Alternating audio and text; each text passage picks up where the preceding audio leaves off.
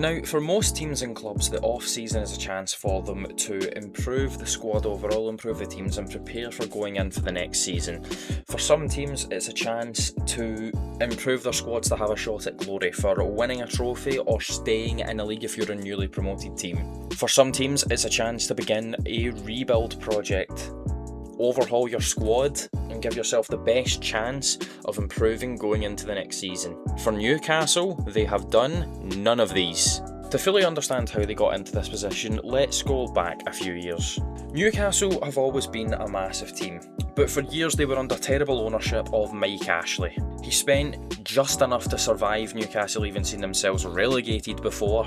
There was never any massive signings or any huge ambition. However, that all came to an end in 2021. In the month of October, Newcastle were bought over by basically the Saudi Arabian government, now becoming one of the richest teams on the planet. However, unlike the days of when Chelsea, PSG and Manchester City were all bought over, Newcastle's new owners couldn't just come in and spend multi-millions right from the off. It didn't work like that anymore. FFP Financial Fair Play now have rules in place to basically stop teams from overspending. So Newcastle could start to spend some money that they hadn't been, but there was a limit to how much they could spend before they had to sell to allow them to spend more. If it sounds like this is confusing, it's because it kind of is. However, the first thing that Newcastle's new owners did was come in and give everyone already existing at the club a chance under a new breath of life. Current manager and clearly out of his depth, Steve Bruce, was given a chance to stay in charge of the team and see if some additions to the squad in the months to come could actually help him save his job. It couldn't. Now I'm panicking. Don't panic. No, I am, because I'm going to lose my job. But was you panicking?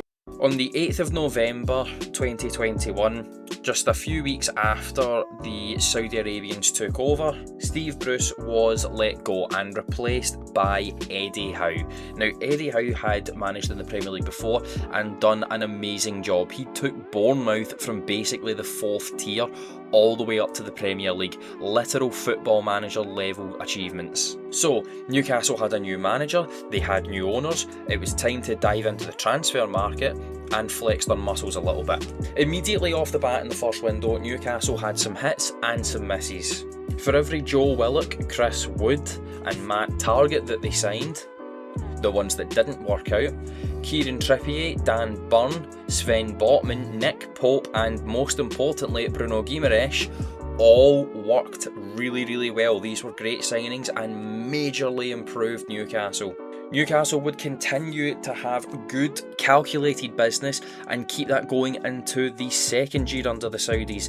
Anthony Gordon was bought in from Everton and Alexander Isak from Real Sociedad. Chris Wood was sold on, showing that they had the ability to get players out the door as well if they needed. Going into year 3, the good business continued. This time we had Tino Livramento joining from Chelsea, Harvey Barnes signing from relegated Leicester City, and Italian wonderkid Sandro Tonali signing from AC Milan. That was a big statement signing. And then going into year 4, Lewis Hall would join Newcastle as well from Chelsea.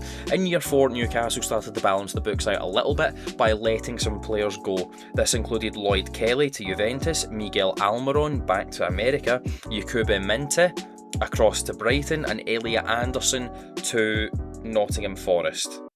Hey, that's pretty good. And all this clever business alongside a good managerial appointment and a change of atmosphere around the club finally culminated in some actual rewards. Newcastle had been back into the Champions League by this point for the first time since the early 2000s, and they had won their first trophy in 70 years, beating Liverpool to win the League Cup in 2025. So Newcastle were at the peak of this power. What they had to do was continue to spend well, except that they'd have to sell some players along the way and continue to build their club up gradually. This is what the whole point of the FFP rules being brought in was meant to achieve. However, for Newcastle, that has started to fall off a little bit.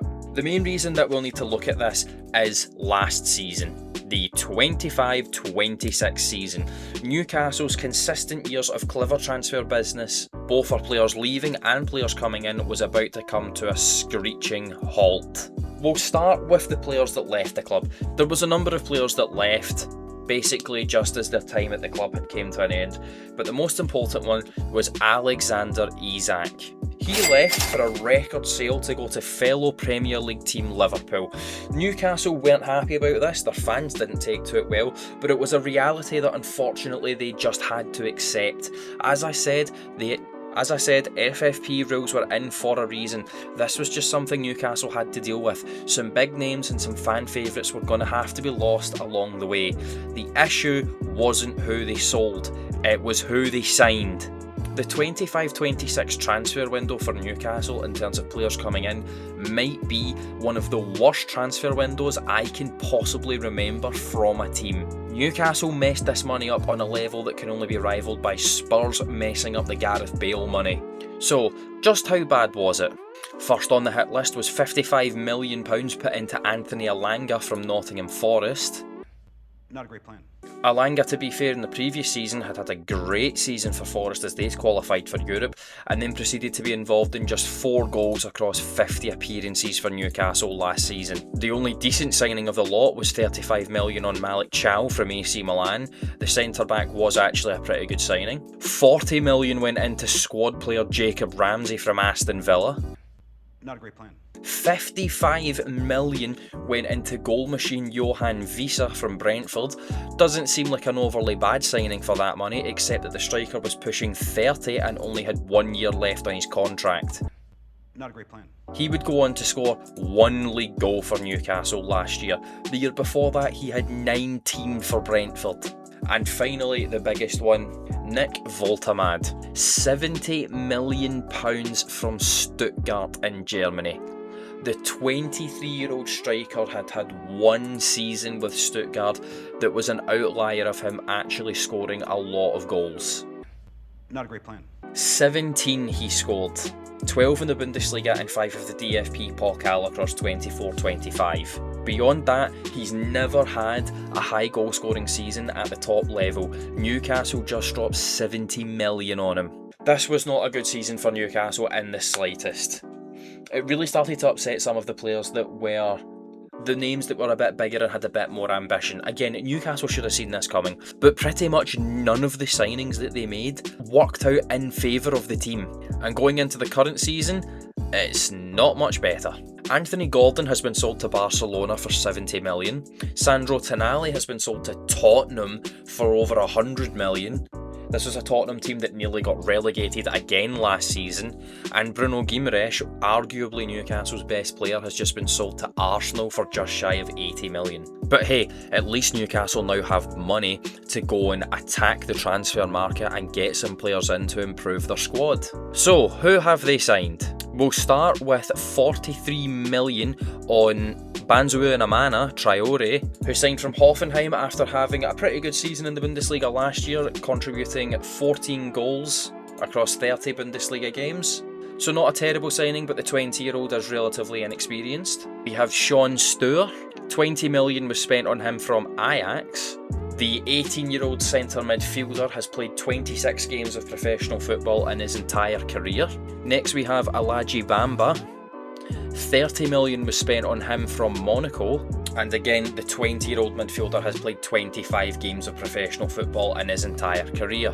And finally we have 26 million on Lukasz Hodgnik, a goalkeeper from Braga. So Newcastle have once again dipped into the market, much more for talent than players for the here and now. Now, this was where the real struggle would come in for Newcastle. They need to go again. They done it the first time years ago as they slowly built the club up, built expectations and reached the high of winning a trophy. But now they have to do it again. At least they have the experienced, calculated, proven head at the helm of Eddie Howe. Wait, sorry, never mind, he's walked away from Newcastle. What is going on here? The criticism that Eddie Howe got last season was stuff that I never really understood. I've always rated Eddie Howe. I think he is a very good manager. He's a smart manager who's never lowballed himself, but he's also never jumped the gun. What the work he done at Bournemouth was amazing, and after leaving Bournemouth, he held off until he got a great project with Newcastle before jumping back in. He's a manager who's only really been known for being at 2 teams, but both projects have went on for a very long time, showing he's committed, and he's undeniably succeeded at both. But the criticism he got last season forced him to consider leaving, and ultimately he has walked away from the club. So hard times lie ahead for Newcastle, but of course they need to make the smart decision. Use their wealth, use their pulling power, use the size of the club to go and get another experienced, proven head in charge of the club. They could push for a manager such as Oliver Glasner because he's leaving Crystal Palace. They could have tried to pull in a manager who'd left one of the big 6 teams and give them another chance with a bit more freedom, like a Ruben Amorim. They could try and go for someone abroad from the Bundesliga or La Liga or Ligue 1 who's proven themselves over there and give them a chance. They could go for a manager who's succeeded at some lower levels within the league, like a Frank Lampard who's just got Coventry promoted. No. Instead they've went for German boss Matthias Jaiseli. Someone can let me know in the comments how to say that. Anyway, Matthias does not have a particularly good looking CV. He's only 38, so he is extremely inexperienced for a Premier League level manager. And his managing CV, honestly, not great. The last 3 years has been spent in Saudi Arabia. Surprise, surprise to absolutely no one. And before that, he had 2 relatively successful years at RB Salzburg. And that's it. That's basically his entire managerial career. He's now in charge of Newcastle United. Obviously the possibility is there for us all to be proven wrong. I don't think anyone can argue right now at the time of recording this that the managerial situation at Newcastle has seriously went downhill. I don't know what's next for Eddie Howe, but I can't see him not walking into a very favourable position somewhere else where he can challenge to win trophies. As for Newcastle, the feel-good factor that was around a few years ago when the Saudis first came in seems to have gone, and they're struggling to get that back. It's a hard thing to keep, to be completely fair to Newcastle. It's a hard thing to get in. However, Newcastle need that more than ever, and I'm not sure the steps that they've taken with the players that they've brung in, the players that they've let go, and the appointment of the manager in charge have been the correct decision for Newcastle. But what do I know? Let me know in the comments below what you guys think. I would be really delighted to hear what everyone's thinking at this point in time, because Newcastle on paper don't look like they're in a great position at the moment. However, we've said that about teams before and seen them succeed. Let me know in the comments below what you think, and I will see everybody in the next video.